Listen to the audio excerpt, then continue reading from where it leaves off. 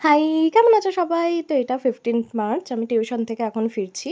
Scooty নিয়ে গেছিলাম পড়াতে। সকালবেলায় কিচ্ছু ব্রেকফাস্ট করিনি, কারণ সকালবেলা ঘুম থেকে উঠে থেকেই কাজ করতে বসে গেছিলাম।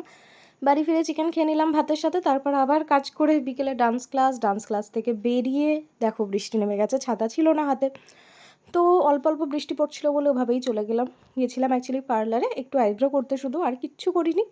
ফেরার সময় একটু ভাড়া পাও কিনে নিয়ে চলে এলাম বাড়ির জন্য। তো বাড়িতে এসে বসে গেলাম ভাড়া পাও খেতে।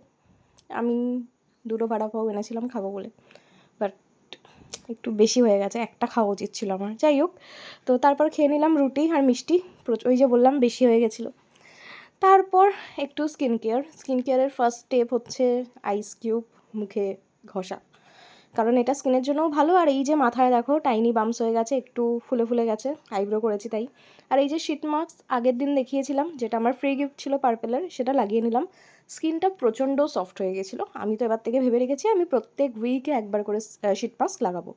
আর এই হচ্ছে সেই নায়াসিনামাইড সিরাম, যেটাও আগের ব্লগে দেখিয়েছি।